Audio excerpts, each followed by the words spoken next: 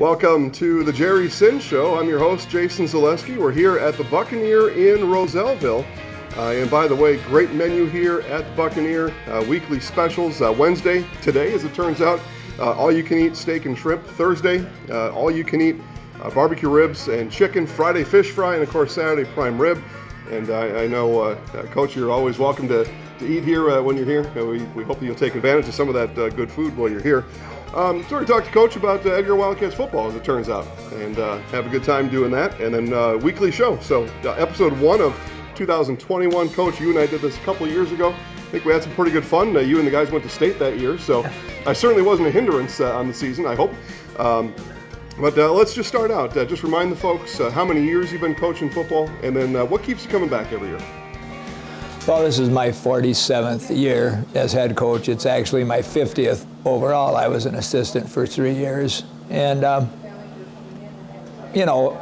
the kids, obviously, there's new kids every year and new parents every year. Great assistant coaches. A lot of the guys that we have on the staff now are guys that I coached as players years ago. And they're fun guys to be around. And I enjoy the players a lot, too, just being around young guys that, want to improve and want to have fun. And I'd rather hang out with young guys than with old people, so that's what I do. Here on that one, Coach. I like that idea, too. Now, of course, you compete in the Marawood Conference. That's seen a lot of changes over the years, and these last couple of years have been no different. As I look at what they got here for us, some of those changes, Athens, Owen Withy, Thorpe have all went to 8-man football. Tomahawk has went to another conference. Of course, Stratford has went to another conference. We'll talk about Stratford a little bit in that game. And then you've got Abbotsford and Colby coming in new. So, changes abound. Talk about that a little bit. Does that change anything for you guys? And what do you think about, conferences, just kind of keeping this realignment theme going on? Well, I hope it settles down. I thought, when we got this conference, okay, this is going to be great. We don't have any long trips like we used to have. With Stratford out of the conference, we'll play them anyway, so that'll be a close trip. Then there'll only be one other game that we need. Well, this year that happened to be Lakeland.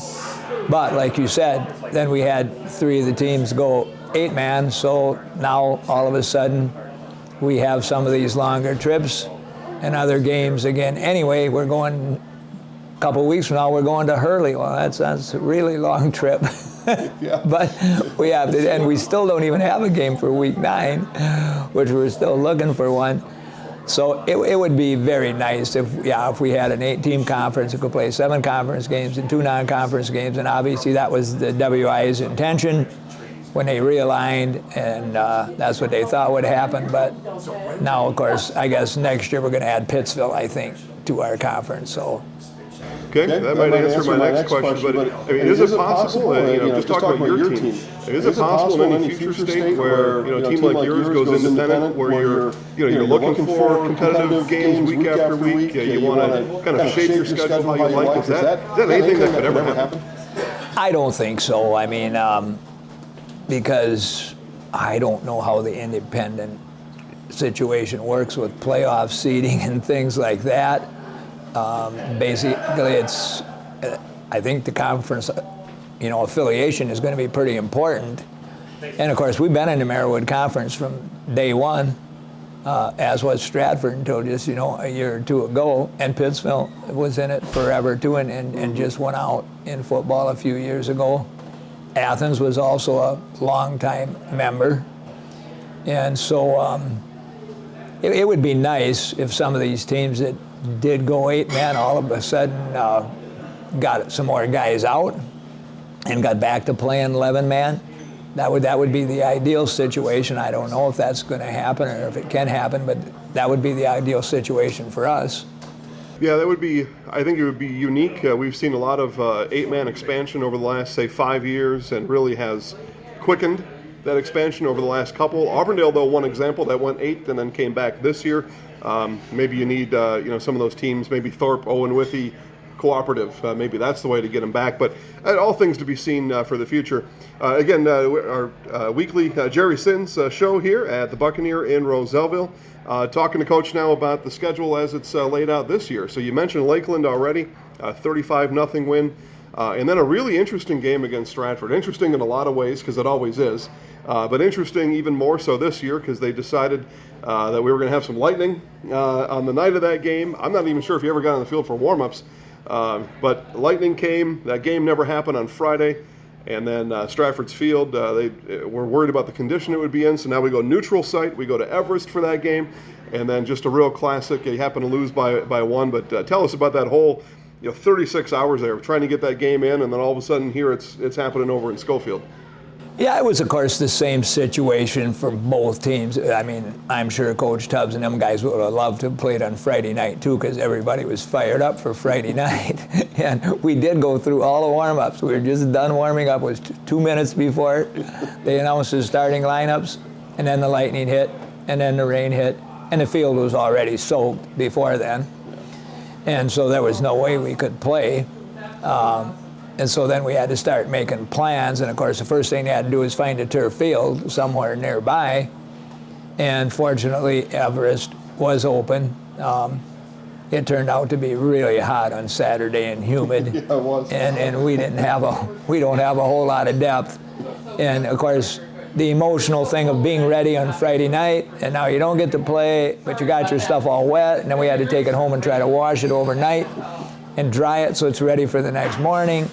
And I didn't think we had quite the same intensity or fire or emotion in the hot sun on Saturday that we would have had on Friday night. But it turned out to be a really hard-fought game like they always are. And we just did not execute very well on offense at all, particularly in the second half. A lot of that is, of course, probably credited to their defense. And, yeah, we ended up losing by a point. But it was a good game. It was a good learning experience for us. And hopefully we'll be better at the end of the year for having played them. It's one of those games that you take to the seed meeting with you regardless of the result. That always goes. Stratford competes at a couple of divisions above you. Your team currently ranked number 1 in Division 7. I know you're going to tell me you don't give two hoots about rankings, so I won't ask you about that. But what is it like to think about already now? We're 2-1. We got that real nail biter against Stratford. It took a last-second field goal for that. And what was it like to kind of have these 3 games under your belt now and moving forward in the season? Well, obviously, of course, we know that Colby is probably better than the 3 teams we've played thus far. Certainly is good. We just have a very, very difficult early season schedule. I mentioned to the coaches, one day that Al McGuire always had this famous quote that it's not how you play, but it's who you play that determines your early season record. And, of course, he would always make sure at Marquette that they played 5 teams that he knew he could beat. And then he'd be 5-0 and he'd be rated before he started playing Wisconsin or somebody that was tough. Well, we didn't have that luxury. No, we go to Lakeland, then we go to Stratford. Now we're going to Colby. And played Iola in between, or at least we had 1 home game there. Yep. And we still got Hurley coming up, going there, and they're 3-0 and rated. So now our schedule is very difficult. We just have to survive it. And I think by the end of the year, we're going to be pretty solid because we don't have many guys back this year that played a year ago because we had so many seniors, but they're getting better and better every week. So if we can survive this schedule, I think we'll be fine. We're going to get Coach's full breakdown, or at least what he'll give us about Colby here in just a little bit. Game that you can watch at ZaleskiSports.com. Mission number 1, though, get over to Colby. You get down and cheer on the teams there in person. It's a short drive, so there's no reason not to get over there. There's no weather that I know of, so get down there. But if you can't make it or whatever the reason, we'll have that one live at ZaleskiSports.com. You mentioned Iola Scandinavia. 36-0 was the outcome at home on last Friday. You mentioned some of the new faces that you get to talk about. We happen to talk to Carter Butt after the game. So aside from Carter, who had a nice game on the ground for you on Friday, who are maybe 1 or 2 of those other kind of new faces that as people get tuned into Edgar Wildcat football, they're going to start to hear about this year? Well, our offensive line is the most experienced part of our team. And they're fairly good-sized guys. And there we have Parker Schutte at center. We have Brady Stencil and Waylon Workus at guards. And then we have Carver Higgins and Jace Cole at tackles. All of them are good-sized guys. They go from about 210 to about 250. And pretty good athletes. And all of our skill guys are new guys, but Matty Butt is our quarterback. And our other two running backs are Aiden Weisenberger and Jordan Bunkelman. And Everett Brame and Ashton Shooter are a couple of pretty good receivers we have too. They're both seniors. So we do have a lot of seniors, playing. We have 11 seniors this year. Don't have as many as we did a year ago, but a lot of those guys are pretty good players. They just didn't get to play much last year, so they're learning as they go. I want to mention, Coach just ripped off all those names, not a depth chart or a roster in front of him. That's pretty good, Coach. It goes to show the level of relationship you have with your players, and I think that's a good thing to have. Yeah, they're great guys. They're showing really good leadership. They didn't have to lead last year. They just helped the seniors, but now that it's their team, they've really been showing a great improvement in leadership, and we hope it continues. And if it does, like I said, I think we're going to be pretty good. We get to 1st of October or so. We'll end here at the Buck-A-Neer, their weekly Jerry Sinz Show here in Rosellville with the game at Colby. Coach Jim Hagan over in Colby always has a competitive team on the field. I don't know, somebody may correct me here, I don't know the last time his team was not in the playoffs or didn't win a couple of games in the playoffs. Always a really solid team again this year. As I said, the coaches have them ranked number 2 in Division 6. So people are respecting the Colby Hornets again this year. What more, though, than respecting that team is important when you hit the field on Friday?